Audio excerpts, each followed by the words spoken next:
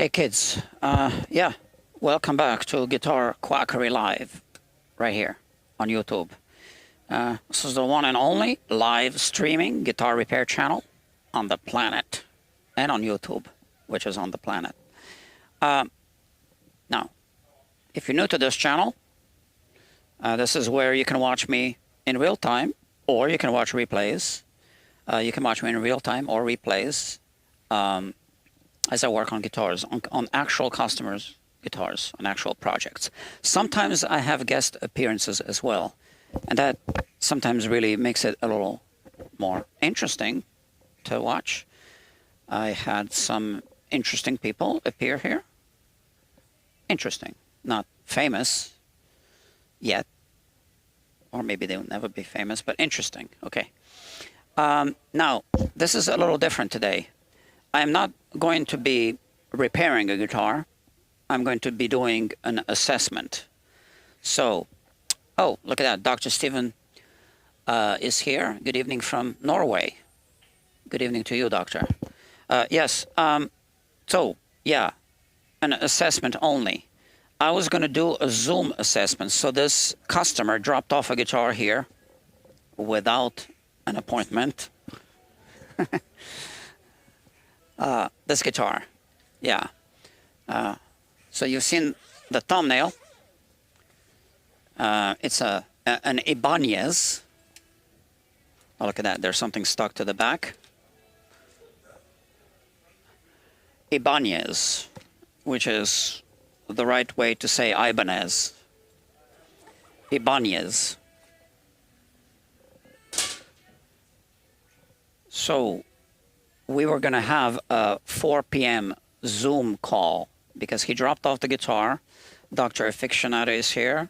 How are you? But he dropped it off in my absence, which is something that happens sometimes. But we're going to do a Zoom assessment. So normally I do an assessment when the customer's here.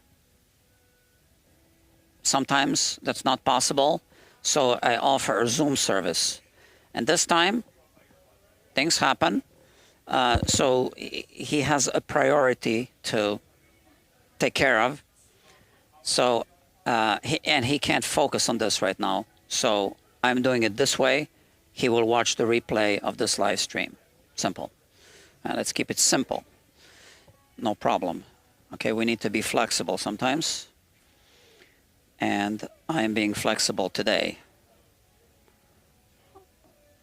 Okay, so let's first have a look at this guitar. It's, like I said, it's an Ibanez AS73G-BKF. They really come up with names. So he says that it's a new guitar. I'm going to add the word practically. So let's say practically new. So since it's practically new, maybe we can also call this a review of this guitar. So it isn't new, as in brand new. I can see it's been played a little bit. There is a broken string. We'll look at everything. So you will see how I normally do an assessment when the customer's here. Oh, and by the way, this is, I had to go to the doctor today. It's just an annual visit. They took blood and something happened. So I held, the gauze for a minute or two, then I let go, and I kept bleeding internally, I guess, under the skin. So a huge bubble formed, but no blood came out. And they put this is a, kind of like to keep it compressed. That never happened before. So I think I'm good because this was a few hours ago. Now, I also sent out an Instagram post from the doctor's office. That's on Instagram. And if you are following Guitar Quacker on Instagram, you get notified right before each and every live stream from now on. Okay, unless I forget, I guess. So as I said, we have a broken string. That's not what the guitar is here for, but obviously we'll take care of that as well. We want to look at the entire guitar from head. Wait, I don't see the head. From head to tailpiece, which I guess this is the tailpiece. Yeah, we'll look at the frets, we'll look at the nut, everything. Let's first look at the relief. So we want to know what kind of service the guitar needs to improve the playability of the guitar. So let's have a look.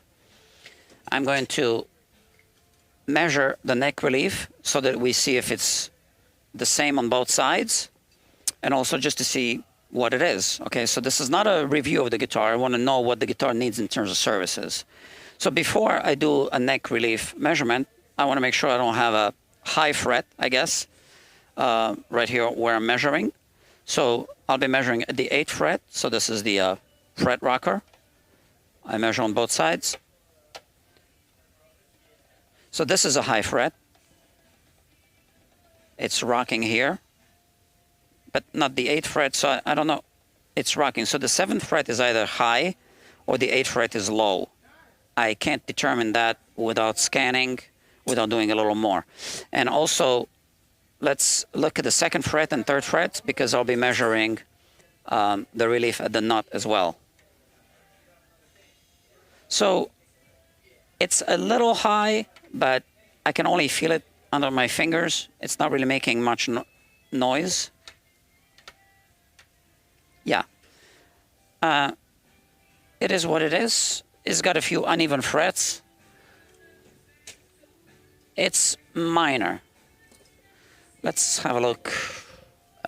Now let's measure the relief. So these are feeler gauges. So a good relief is, for example, 6/1000ths of an inch, which is this thing here. We put it here. First measure on the bass side. So it's passing through easily. Let's skip a few. This is passing through easily. This is 18/1000ths is not passing. 16/1000ths is passing. So this is 16. And this is 18, which is not passing. So let's do this again. 16/1000ths. And now just to document it, I'm just going to hold it like this and switch the camera and show it here. 16/1000ths. It should be 6. So it's more than double, right? And now, now we'll use the same one, 16/1000ths, holding it like this. And we are going to look at the other side. So that's 16.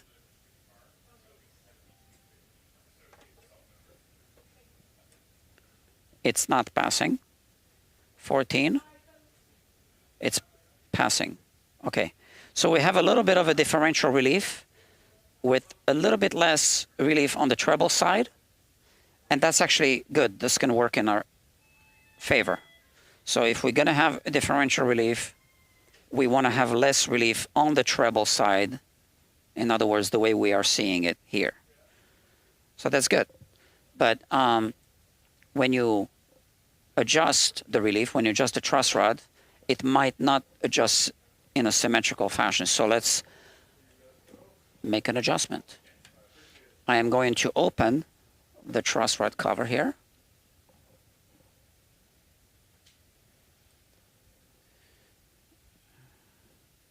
So, like that.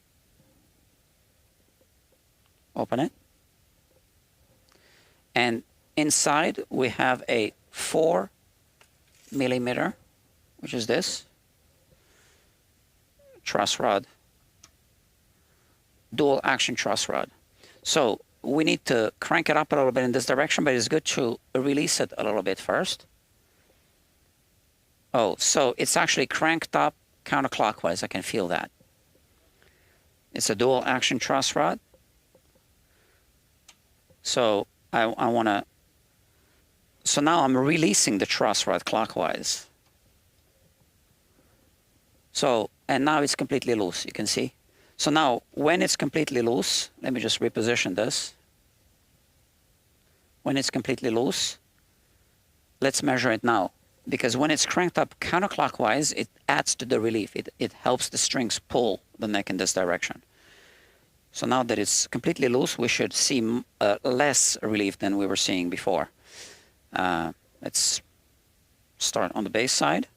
So we had 16 1,000ths. I'm going to just take this one, 12 1,000ths, just to see. It's not fitting through. 11 isn't fitting through. 8 is fitting through. Okay? And once again, we want to document this. So I bring it over here to the camera.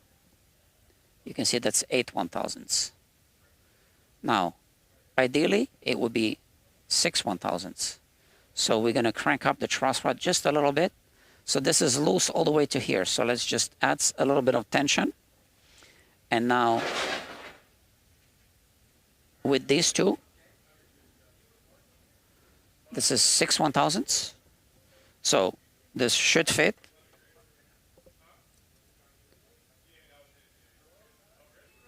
It's not fitting. 5 1,000ths is fitting, okay? So we have a little less relief than, you know, I'm not even going to say that 6 1,000ths is ideal, but that's what I usually go for. 5 1,000ths is completely fine if we have even, you know, all frets are even. So let's try on this side. Remember, we have a differential relief. 5 1,000ths does not fit. 4 1,000ths does not fit. 3 1,000ths fits. And once again, we want to document this. So this is 3 1,000ths right there. You can see the number 3. 003. 1,000ths of an inch. So the truss rod, it seems like the relief is just right when the truss rod is completely loose with 5 strings on. But we are going to put the 6th string because one of them is broken, which means it's going to pull the neck a little more in this direction, which means I think we're fine. I don't like it when the truss rod is completely loose. I like it when it's a little tight. And I don't like it when it's tight counterclockwise. I don't like that at all. So it seems like we'll be fine. But now, we do want to know if we have uneven frets throughout. Okay? So it's time to do that. We are going to take the fret rocker and go over all the frets. I don't need this anymore. So we already tested this one. There's a little rocking here I'm detecting. I know you can't hear it because, you know, I have a headset mic. No rocking here. A little rocking here and here as well.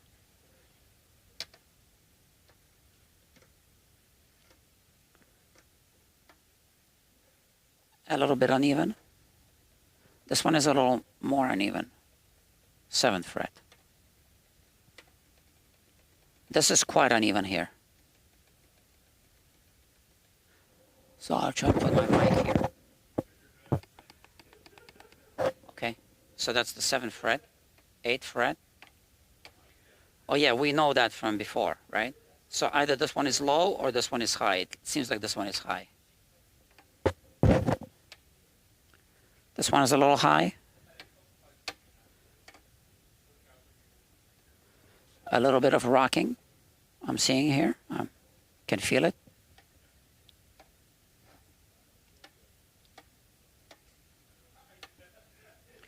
A little bit uneven. Oh, this one is quite high.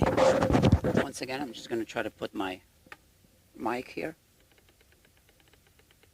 This is quite high. That's the 12. That's the 15th fret.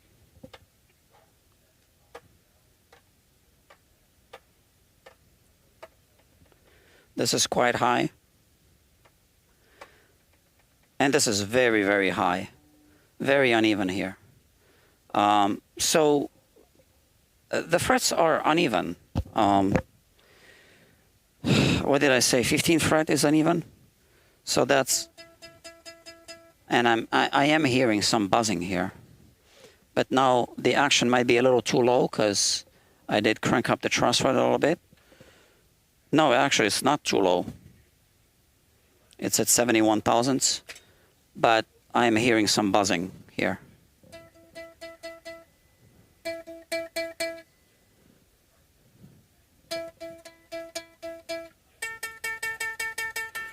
It's hitting the fret a little bit.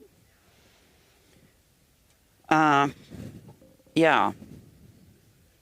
So most guitars, when they're made, they do not go through a level crown and polish process at the factory. Unless they're a Gibson guitar, they go through a Plek service. Martin guitars, Taylor guitars, Fender, no. I guess unless they're custom shop, maybe. I'm not even sure. So it's important that the frets are installed on a truly like flat surface, and that they're installed with that they maintain the same torque pressure when they install them. Otherwise, they end up uneven, like we're seeing here. Now let's have a look at the nut. So I am going to measure the nut relief. So what's the nut relief? So these here are feeler gauges. I'm just going to take this really thin one and place it here. So right now it's under these strings. When you push down on a string here, we kind of want it to pass through the first fret and the bottom of the string. So we know that there's a space, but this doesn't tell us how much of a space we have, which is why we are going to use this dial indicator. So with this, we're going to measure the space. Let me put this in manual focus. Okay. Ideal space is maybe like 2 check marks to 5 check marks, which is 20 to 50 microns.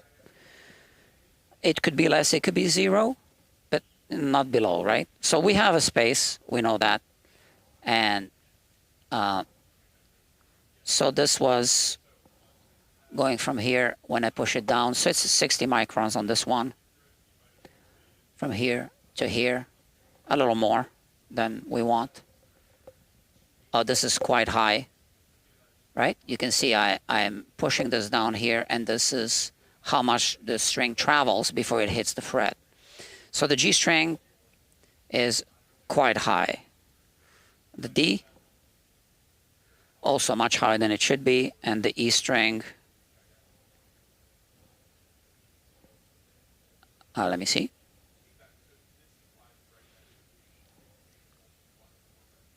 Just a little bit.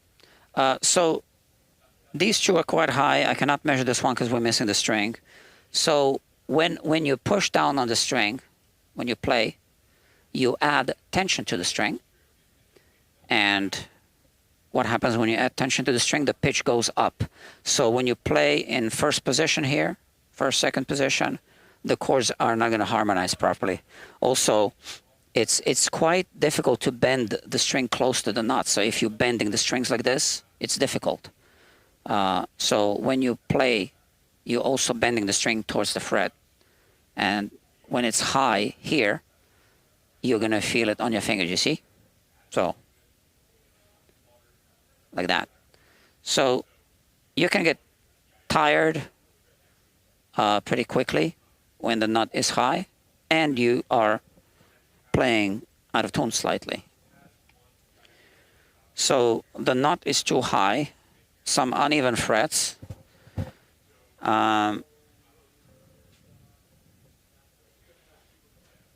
Nothing that we can't fix, but this is what I'm seeing. So a setup is not a repair job. A setup is just going to come out as good as the guitar will allow it. So if we're trying to resolve some issues like a buzzing here,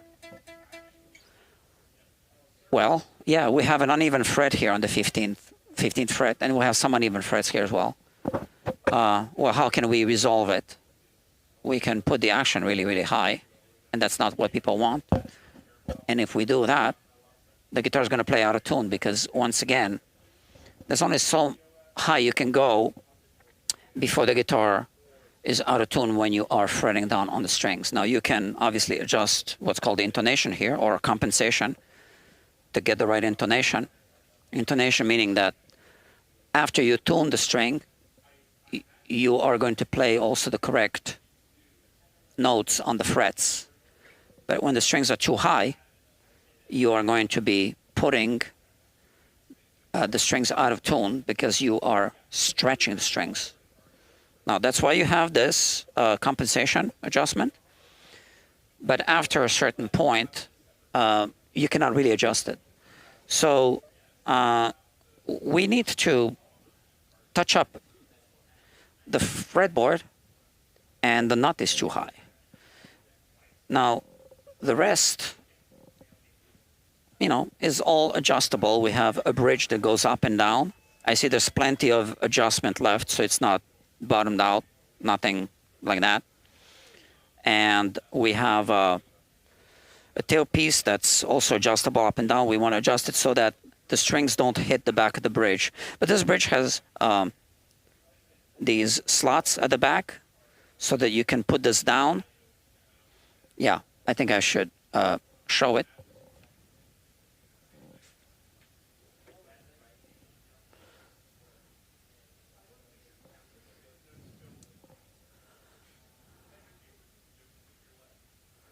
Here. So we have the string that can go even further down because we have these cutouts for the strings, okay? Otherwise, like on a Gibson bridge, you would have to raise this stop bar so that the strings don't hit the back, okay? So we have that. Now, we also want to look at the nut up close, which I'm about to do. Let me just raise the headstock a little bit.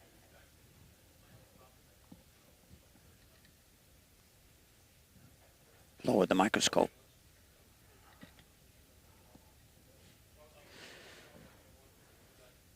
Yeah, we want to see how the string slots are cut and if we need to address anything here. So let's have a look at this.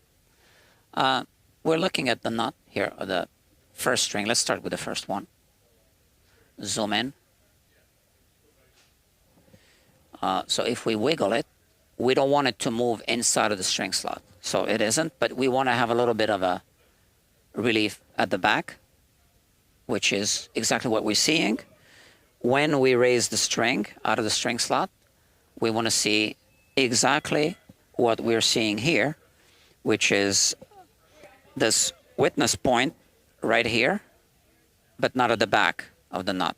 So that's actually good. Now let's move over to the B string.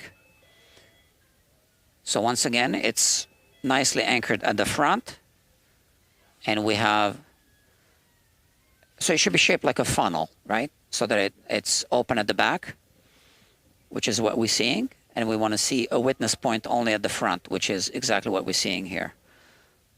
Here we have the G string. Focus, focus. Same thing, I think. Yeah, it looks good, but let's just look under the string. Yes, I think this is well cut, but as you recall, this string is actually too high. And here we have our D string. So when you tune the string is sliding like that, right? So we want to make sure it's not hitting something at the back. So we don't want to introduce another point of friction. We only want a point of friction here.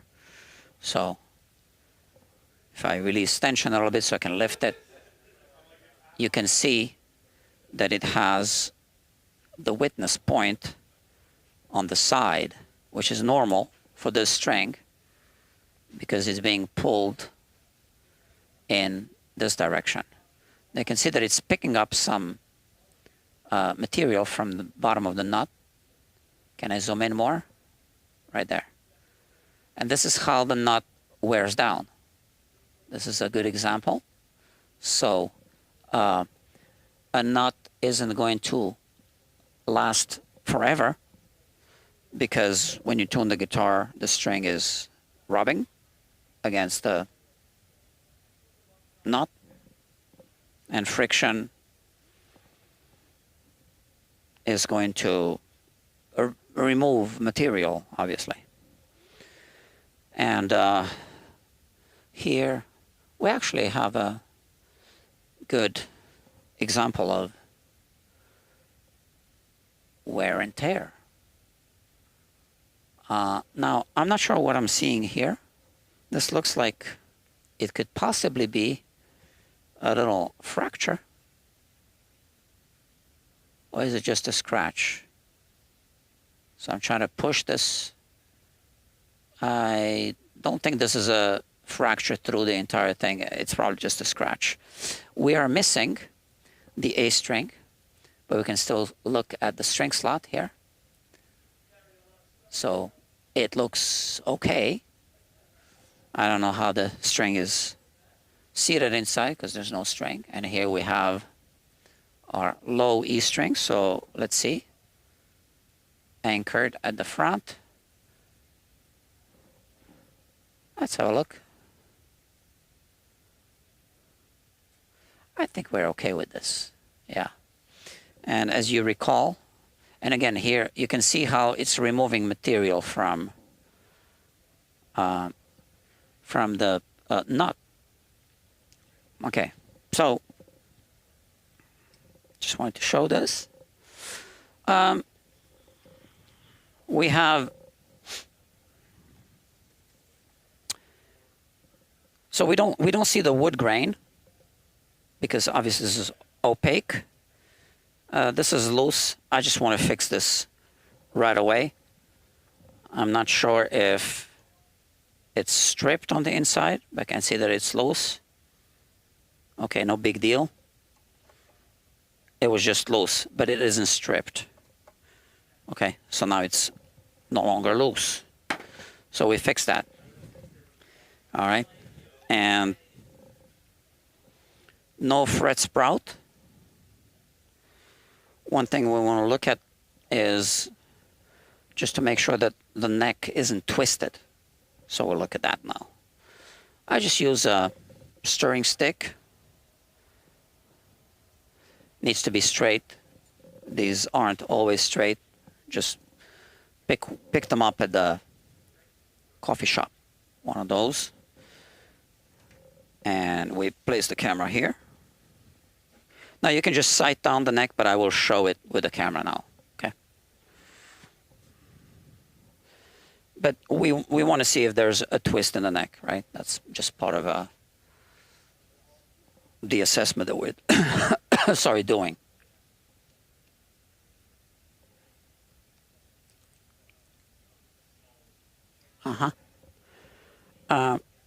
Here, we have this stirring stick. Place it here. So if you use this method, just find a spot where it's just going to depend on the height of the strings here and the radius of the fingerboard. But you want to find a spot where the strings aren't pushing it and bending it, right? So it's got to remain straight, and then you sight it down. And I'm going to change focus. Got to be in manual focus to do that.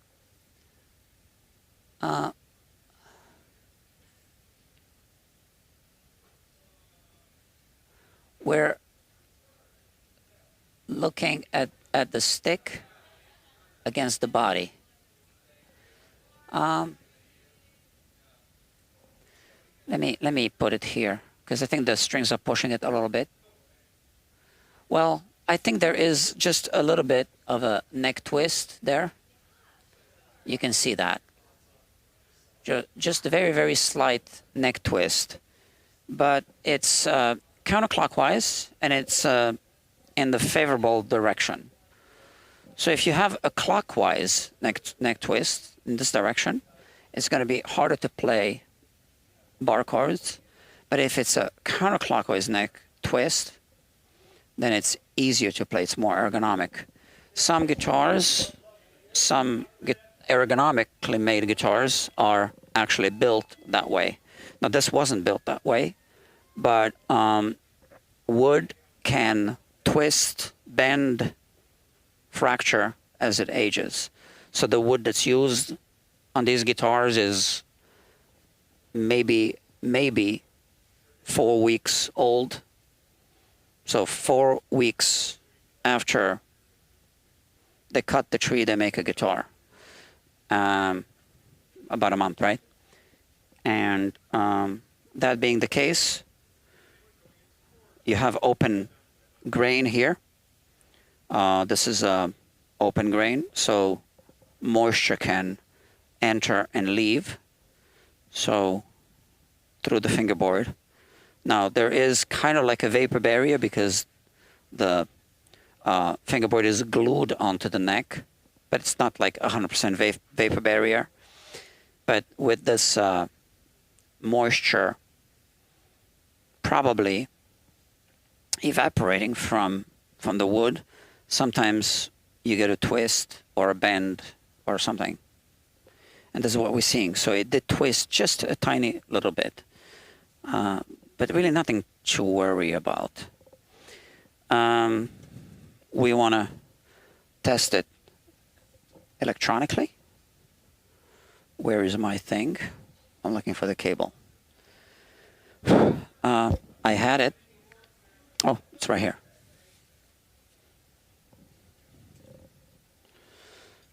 I have a little amp here. Just going to plug it in here and plug it into the amp. So just, oh, so the guitar's out of tune. I was, yeah.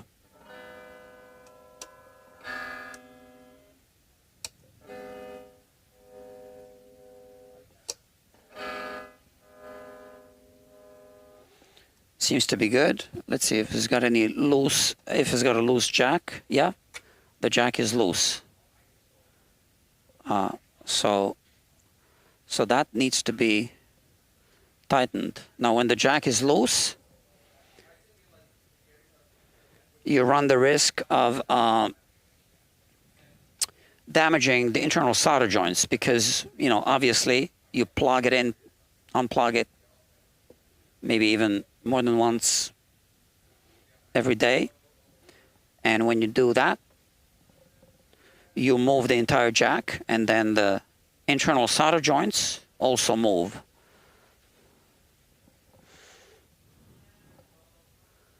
Let me show you. So here we have the jack, and you can see it's loose.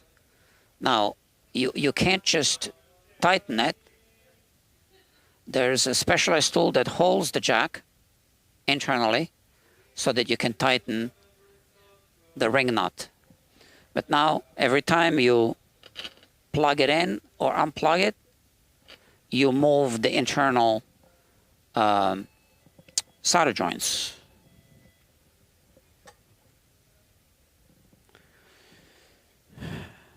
Now, the potentiometers aren't loose, and I believe neither is the, oh, the switch is also loose. Look at that. So same thing. This needs to be tightened. You see?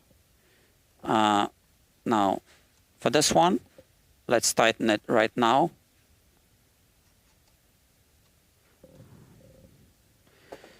I'm going to use this tool.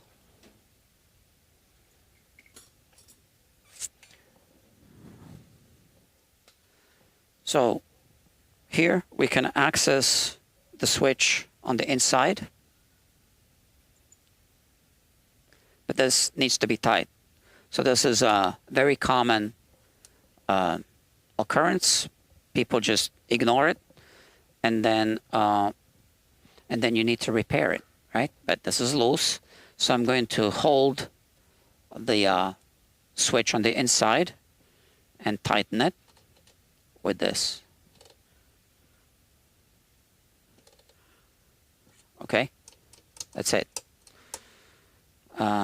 Here we have some more loose hardware. So this is loose here.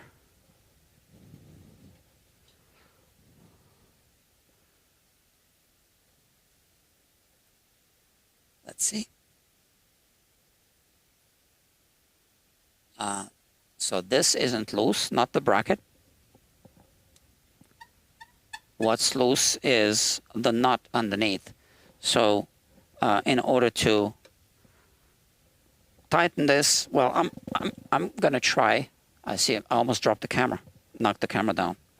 I'm gonna try to tighten it like this, but it's gonna start turning the hex nut, so you can't tighten it really, right? It just keeps spinning. So I need to remove the bracket, remove the entire pickguard and tighten it. Okay, that's the only correct way. That's it. So what else? So we found uneven frets. The nut is high. Fret wear is already happening. So like I said, the guitar is not brand new, but it's kind of new. I think that's what the customer told me.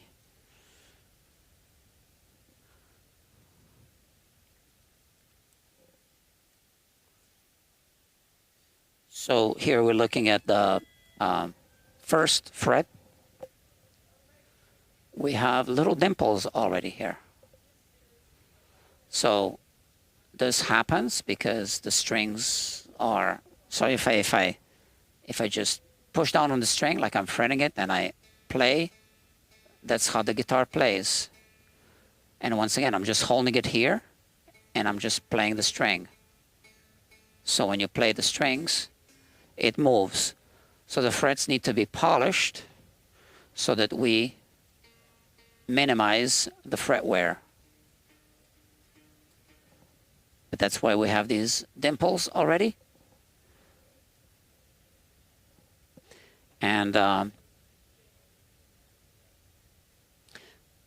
frets were never really polished. And I can see a little rust on the strings, not throughout the entire strings.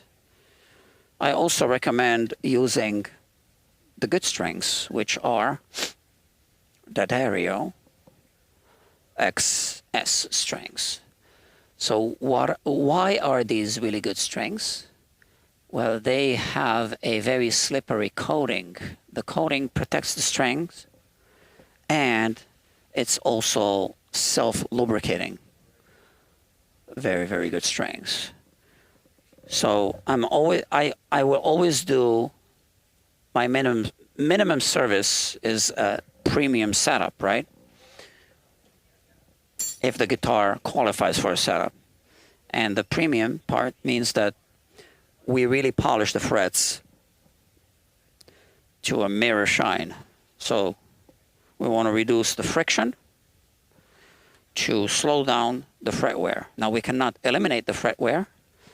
Second law of thermodynamics, everything is going to wear down. But we can slow down the fret wear. Okay, so this is an assessment, nothing more. The customer is going to watch this replay. He was not able to do a Zoom call today. So for all of you who joined at a later time, this was supposed to be a Zoom assessment. The customer dropped out the guitar and he wasn't able to do like an in-person assessment. So we said, let's do a Zoom assessment, which is a service that I do offer. But it didn't work out today because of something else he had to do. Okay. So I'm doing this YouTube, and then I'll send him a link so he can watch the replay, and then we'll discuss the services. Okay. So he's not here watching right now, but he will be watching the replay. Okay, kids, that's it. I need to go. I got more work to do. And yeah, I said I was, I had my yearly physical today. So they drew blood, and you know, when they pulled the needle out, I was holding the gauze for about a minute, maybe even 2 minutes. Then I let go, and the puncture through the skin healed, but not the puncture through through the blood vessel. So it kept bleeding internally, and within a few seconds I had like a hump like that, about this much. Okay, like it looked interesting. So why don't we do this? Let me unwrap this and see what it looks like. Oh yeah, look at that. You want to see that? So I'm not bleeding. This is all under the skin. I don't know if I should be showing this. Let's do it.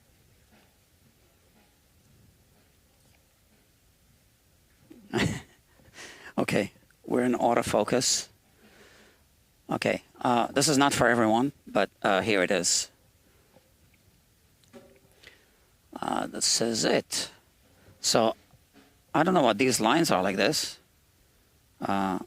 Yeah, this is it. Should I worry? I don't know.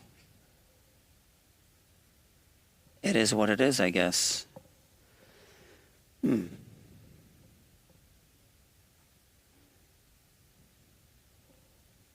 know.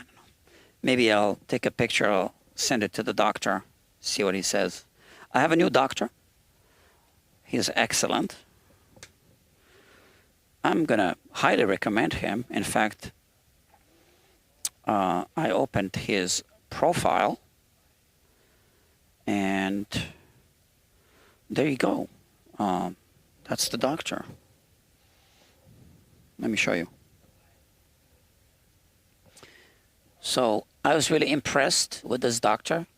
Obviously, the nurse is the one who drew the blood, and then the nurse was the one who bandaged it up like this after she saw what happened. I didn't call the doctor back. He was already with another patient. But maybe I'll take a picture. I'll ask him. I'm not really worried, to be honest with you. All right. So that's that. Friends, I got to go. I'm going to be in touch with the customer. And if you have any questions, let me see. Do you have any questions? So, Styrene Builds says, the high fret blues, correct. And Stefan Skogan says, this is like a $550 US guitar, it seems, for context. I haven't checked the price. So Dr. Aficionado says, I think guitar companies need to make it common practice to 3D scan the guitars right before they are shipped out. In this way, they can claim that the action was within spec. Yeah, but it's going to change, right? Because a guitar is made out of wood, and it reacts to changes in humidity. So it's never going to be the same way when it arrives. And Dr. Fictionist says only 2 likes.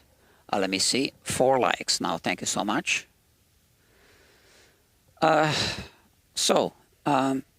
think we have a new viewer here, Dr. Lynn Forsman. Have you ever serviced a Stramberg guitar? Yes, plenty of times. Dr. Styrene Bill says, been using the Dario for 30 years here. Yeah, they are a good string company. And sometimes when you buy strings that are branded something else, they are actually the Dario strings made on the same machines. Like Gibson or Fender strings. Those are the Dario strings. Okay. Dr. Styrene Bill says it'll grow back. What is going to grow back? My thing here? Grow back? Yeah, I'm not worried. Okay, I'm losing viewers, and we are at the end of this. So I gotta go. Thank you for watching. Oh, your arm. Yeah, exactly. I'm not worried. So kids, thank you for watching, and I'll see you soon. I believe there will be at least one more live stream today. So if there is one, perhaps I'll see some of you there and then. Thank you. Bye.